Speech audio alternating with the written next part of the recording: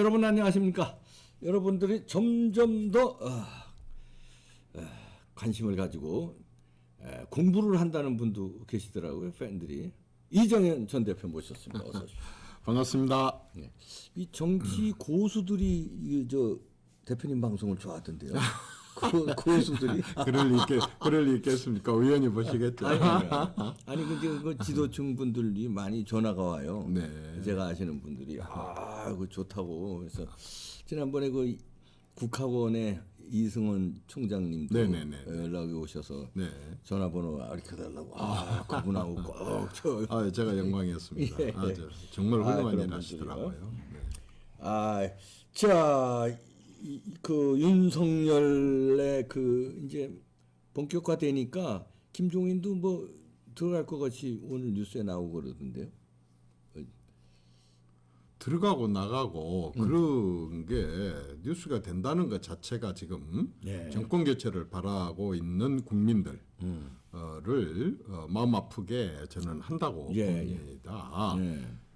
사실은 우리가 드라마를 보든 연극 영화를 보든 주인공 일단은 주연과 주인공들이 연기하는 것을 보러 오는 것이지 사실 총감독 보러 오는 건 아니지 않습니까?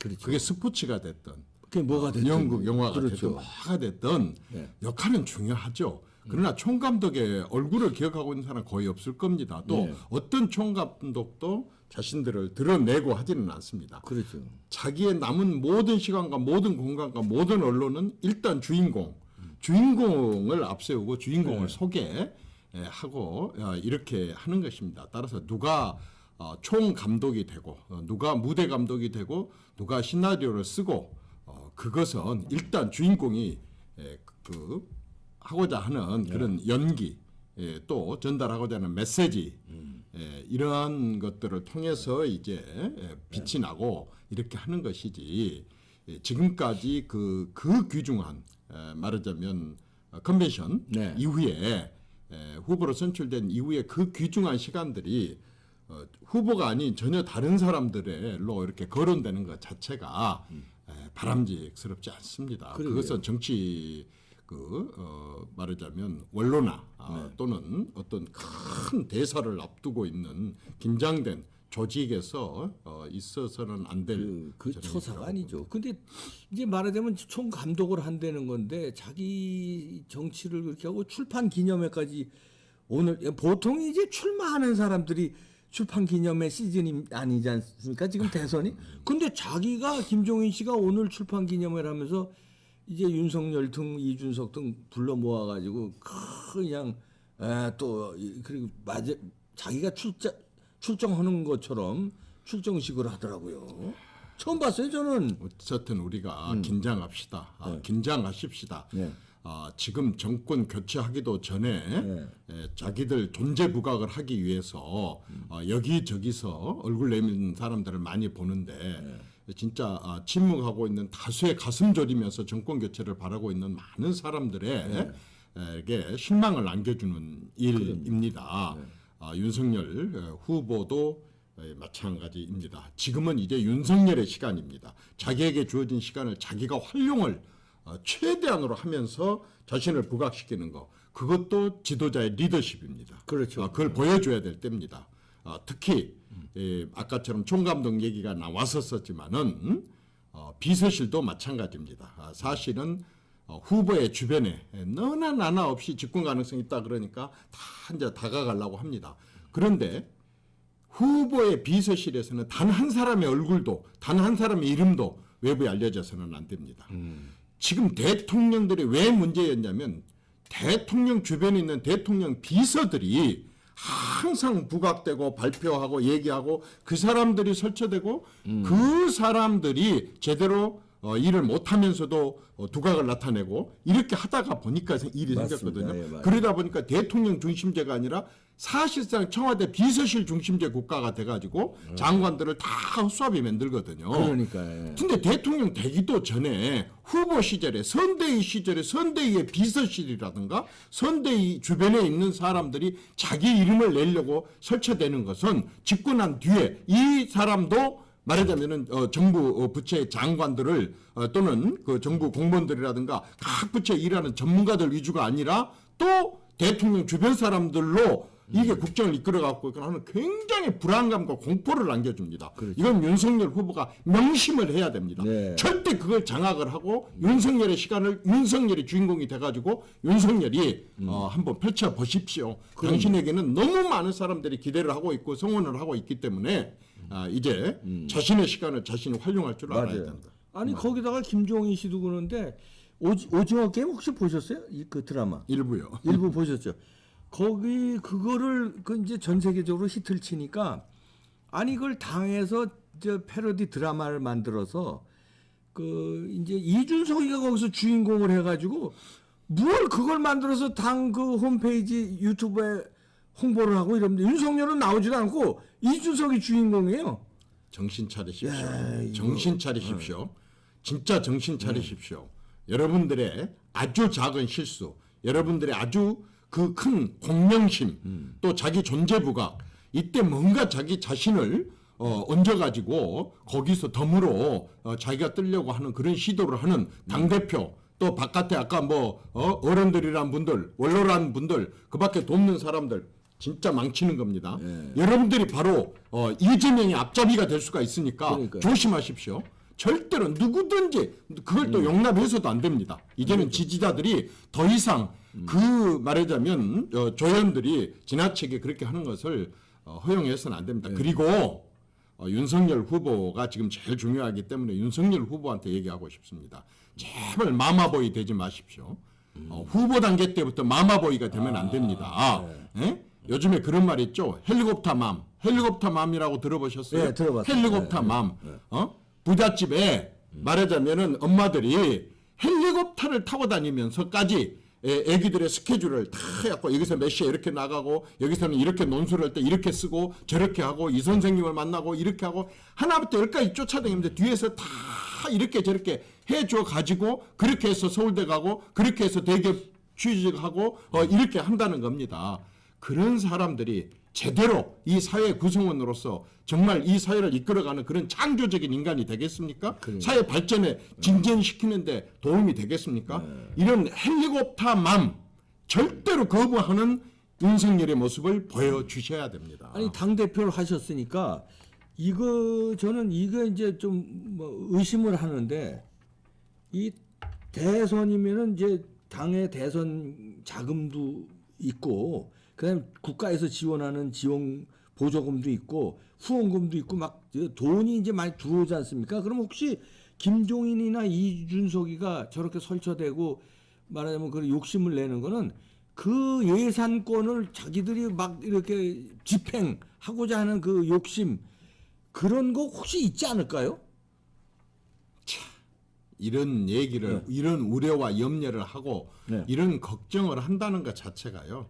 이미 지금 저기 뭡니까 당에서 대선 시스템이 완전히 어그러지고 고장났다는 얘기입니다. 지금 이런 의심과 그렇죠. 이런 의혹을 불러일으키는 빌미를 결국에서는 제공했지 않습니까? 이런 식으로 해 가지고는요 큰 일을 못 합니다. 큰 대사를 못 치러냅니다. 이건 정권을 바꾼다는 것은요 혁명입니다.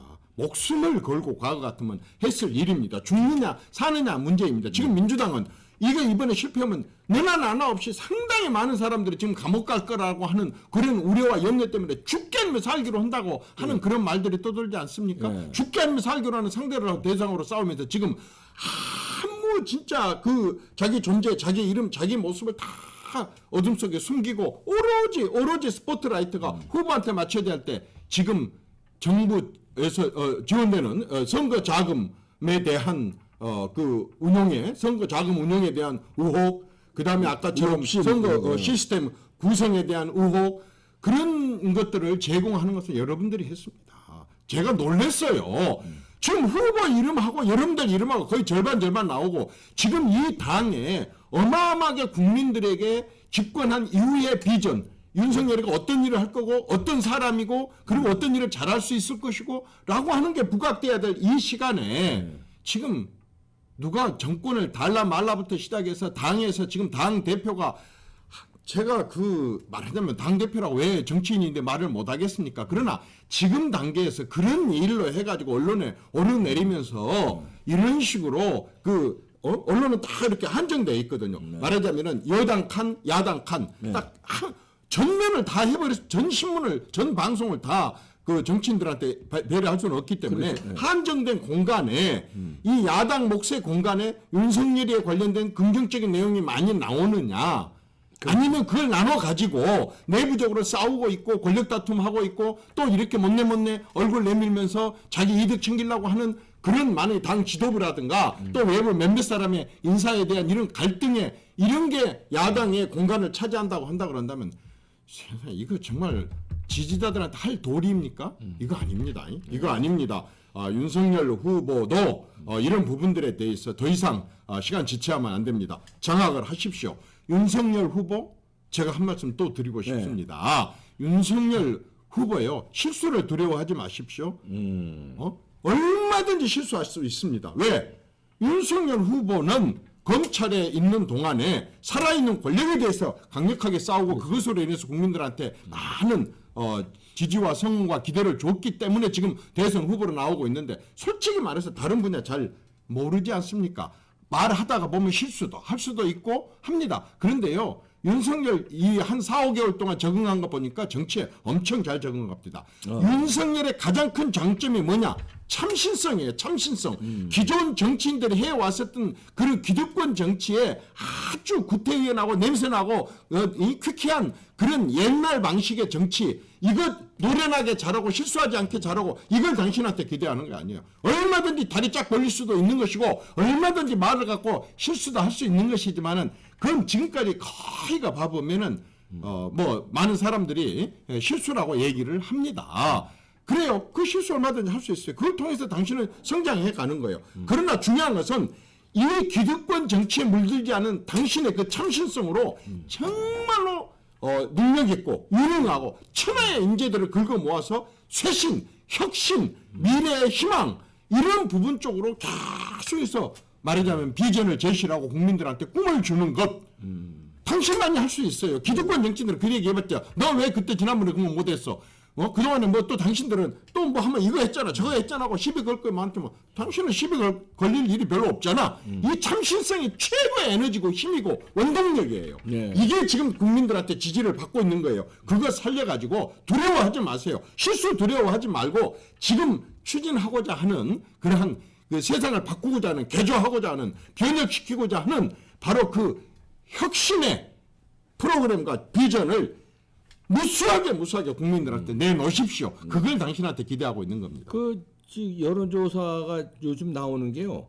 오늘도 나왔는데 상당히 이재명과 벌어졌어요. 10% 이상 벌어졌는데 13% 뭐 12% 어떤 데는 뭐 15% 가까이 벌어진대. 이 정도면 그거 쭉 그러니까 이제 5060 지나고 나서 선거가 이루어진 걸 어디 신문사에서 분석을 했더니 요맘때요. 4개월 전에 이렇게 오차범위 바깥으로 이기면은 당선되는 게 노무현 빼놓고는 다 당선됐대요.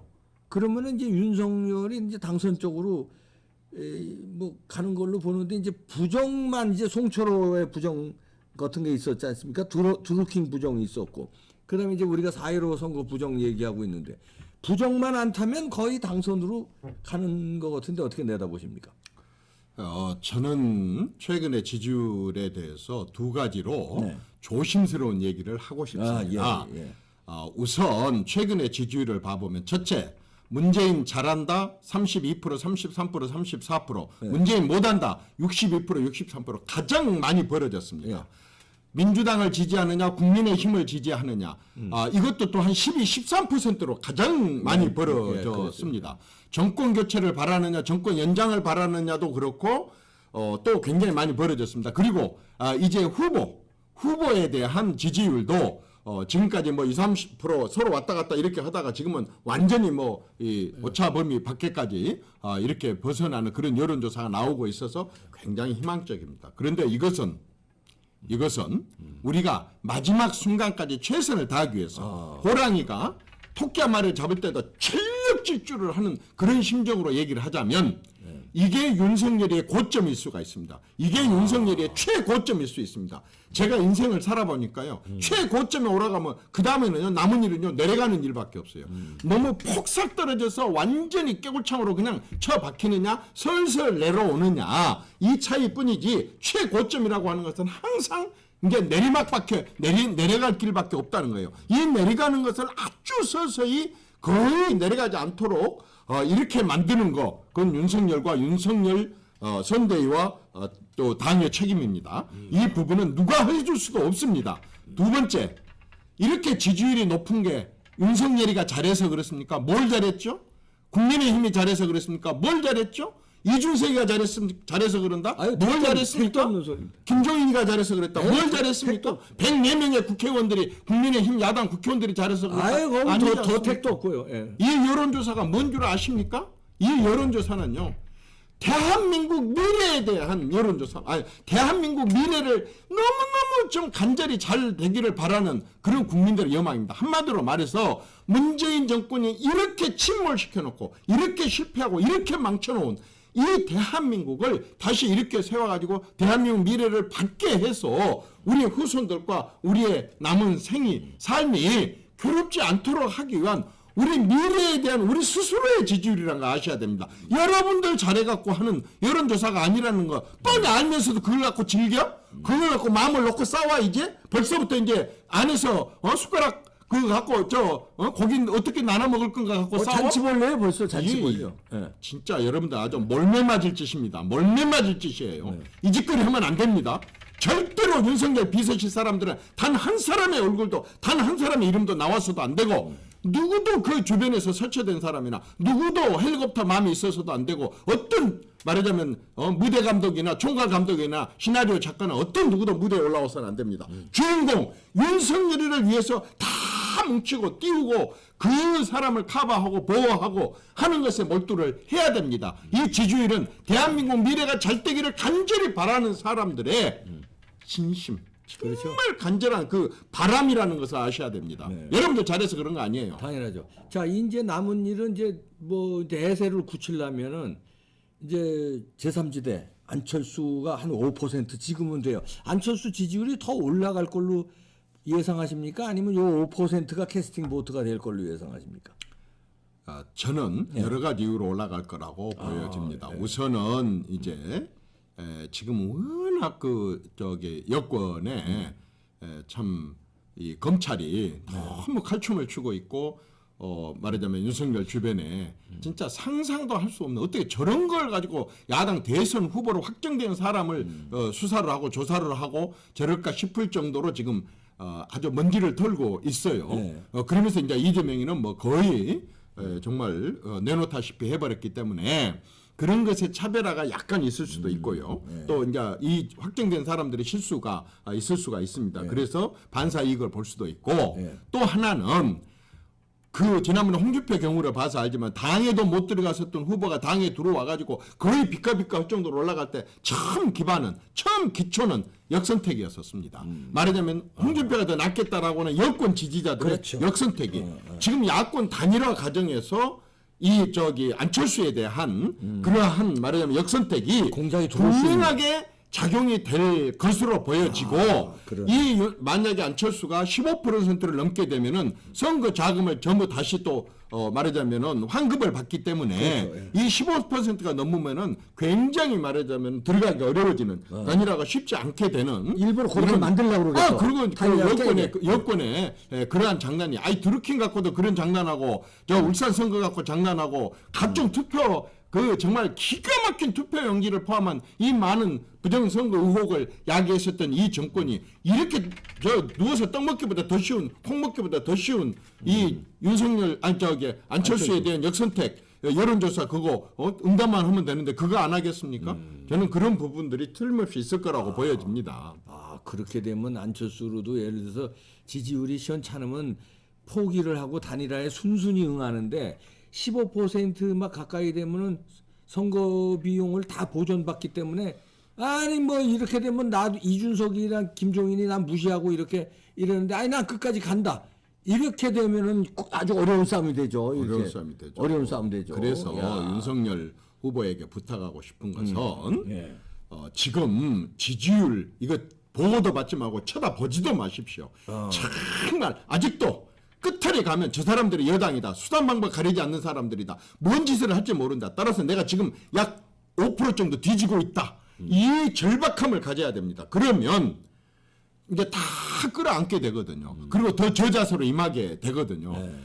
지금 윤석열 후보가 대통령이 되면 다른 대통령들하고 차별화해서 할 수 있는 몇 가지가 있는데 그게 하나가 국민 통합입니다. 모든 대통령들의 국민 통합과 화합을 얘기했지만 어떤 누구도 하지 못했습니다. 그런데 윤석열은 기존 정치권에 빚진 사람이 없고 기존 정치권에 자기가 발디뎌 가지고 말하자면 도저히 빠져나올 수 없는 그런 수렁에 있지 않는 참신한 사람이기 때문에 말하자면 완전한 좌파 빼놓고는 다 끌어안을 수 있는 사람입니다. 말하자면 안철수를 포함한 야권 전체를 끌어안을 수도 있고 어떤 누구보다 지역 통합 이제는 정말 이재명한테도 실망을 느끼고 있고 정말 굉장히 방황하고 있는 호남 사람들도 가서 정말 뜨겁게 가서 포옹할 수 있고 20대 30대들도 끌어안을 수 있고 노동자들도 이제 완전히 가서 끌어안을 수 있고 할 수 있는 사람이 바로 윤석열 후보입니다. 빚이 없으니까. 빚이 없으니까 참신하고 말하자면은 다른 사람들은 쟤네 과거가 저 사람 저랬잖아 해가지고 도저히 용서를 못하고 다다다 이렇게 하는데 윤석열은 이 정치권에 들어온 지 얼마 안 되는 자기 참신함을 최고의 무기로 삼아갖고 국민 어떤 것도 포기하지 않고 정말로 잊혀져 가는 사람 또는 완전히 소외된 사람 버려진 사람들까지도 다 끌어안고 함께 가려고 하는 국민 통합의 대통령이 될 수 있는 아주 유일한 사람, 국민 통합의 아주 기술자 같은 그런 사람이 될 수 있는 절호의 아주 기회를 맞이했기 때문에 아까 안철수도 네. 그렇습니다. 예를 들어서 안철수 한번 보십시오. 뭐 바빠서 못 보겠지만 안철수가 얘기하고 있는 과학기술, 안철수가 얘기하고 있는 교육혁신, 안철수가 얘기하는 과학기술과 교육과 외교를 섞어서 같이 하려고 하는 그 어떤 미래에 대한 그런 비전이 괜찮습니다. 그러면요.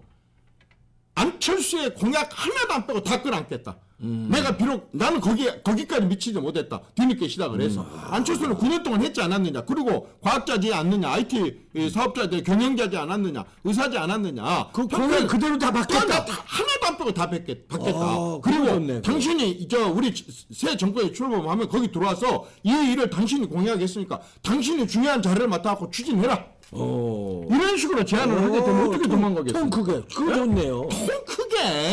아니 등치만 크면 몸무게만 많이 나가면은 그게 다가 아닙니다. 네. 그게 거인이 아닙니다. 아주 통 크게 끌어안는 사람이 거인입니다. 자이언트가 돼야 됩니다. 그렇지. 진짜 통 큰 지도자가 돼야 됩니다.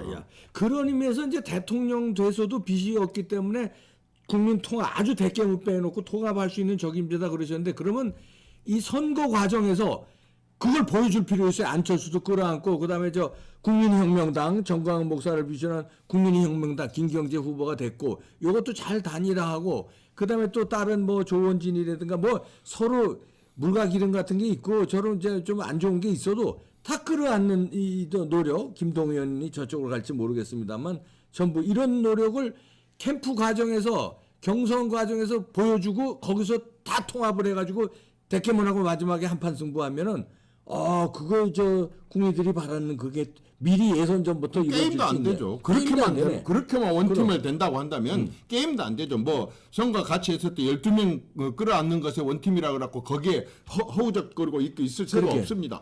완전 투망을 크게 치십시오. 크게 해가지고 그렇게 해서 진짜 국민 원팀을 만들 생각을 하십시오. 그리고 충분하게 그렇게 할 수 있는 여건과 환경입니다. 좋습니다. 예, 그렇게 되기를 희망해 보고요. 잘 생각해 보십시오.